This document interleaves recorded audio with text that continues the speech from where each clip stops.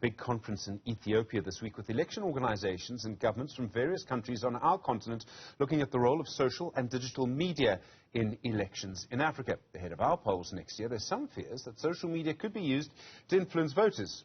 Or in other words, people will use social media to lie or simply to spread hate speech. Newzroom Afrika is a commissioner at the IEC, a former chief electoral officer as well. Mr. Commissioner, thank you very much indeed for coming on. I must, of course, ask for your reaction to the passing of Prince Buthelezi. I'm sure he was someone, when you were the chief electoral officer, in your role now as commissioner, you would have dealt with his party and with him. Yes, we have, and it is sad news indeed that South Africa has lost one of the founding fathers in our fairly young democracy. 30 years is not too long, Stephen. But I think from us, electoral democracy without figures like him would not be the same. It's a new chapter, of course, that we go into. And the contribution he has made is significant. One has to just look at the work we have done, particularly in this province and KwaZulu-Natal, in relation to mediating conflict, ensuring that there is peace, that people can vote without fear, and that people like him would have to stand up and say, so far and no further. People like him and many others that have gone before him, some that are here today, we must be grateful to as South Africans. On that point, I mean, one of the things about an election, to have a free and fair election where anyone can vote without fear or favour, where no one needs to worry about anything, is the conversations that we have about politics. And a lot of them now happen on social media. Yes. I prefer them all to happen on TV, but on social media. At this conference, this was all about that, and the conversations that we're seeing. A lot of people are very worried about lying on social media, hate speech on social media. What principles can we adopt to counter that? Well, it's interesting because, television, you and I, people know we are in this country, we are speaking in Johannesburg, but on social media, you never get to know where these things are happening, from, where they come from. And it's so possible, in fact, it is pervasive, that, commentary will be passed, often from outside of the jurisdiction where elections will take place. And we find, as electoral practitioners, that it becomes very difficult to then ensure free and fair elections if the content of the posting is one that is so fundamental to violating some of the laws that govern the electoral space. And we got together as Africans, and we know no one in the world that has done this. But we got together and said, we have a problem, and this is not a problem we can wish away. We have to ensure that the elections we conduct are free and fair, and that the climate within which they take place is conducive for those elections. What then can we do about the tough effects of social media, while on the other hand, accepting that social media is also good in elections? So the idea is really not to hang digital and social media out to dry.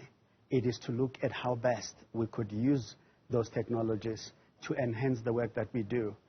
Ask for platforms to help us understand, how these technologies can imperil, an electoral environment, an impact on the integrity of an election. And thirdly, to deal with regulators, to help them understand some of the harms that may, in fact, be had to the electoral environment. And so we have taken that initiative. We are dealing with electoral management bodies directly throughout the continent, and we are very grateful that every one of them has come to the party with us. Do you think that it's possible to make political parties, I mean, just before an election, as you know better than I, you make political parties sign a pledge. One or two of them sometimes don't sign the pledge. They're still beholden to the code of conduct anyway. That's the way the law works. Yes. But is there space for social media conduct there? And I know that it is very possible to lie, and it's not, you don't know who's lying on social media. But what you can do is make it clear to political parties that if they get caught in the lie, there can be serious repercussions.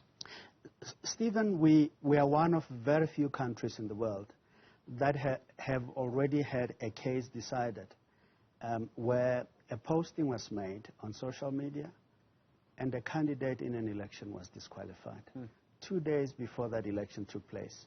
So we know the consequences, political parties, ourselves, and the populace. What we will do in these elections coming is that part of the Electoral Code of Conduct must, of necessity, embed elements of dealing with social media.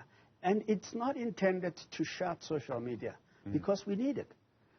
It's intended to ensure that social media is not used in a way that will lead to an election that is set aside, for example.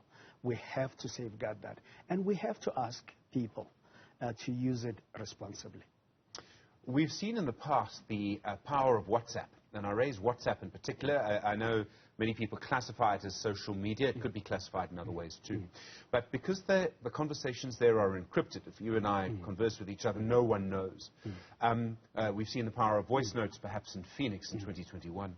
So the question then is, my great fear is that we may have just no idea what is going on in WhatsApp groups around the country, that people could be used for lying, for hate speech, to try and influence an election. And so that takes us to capacity to investigate this. Yes. Clearly, we are not set up as an electoral administration to deal with anything and everything that deals with elections. Our role is to ensure that we conduct an election and we do it well. But we work with many partners.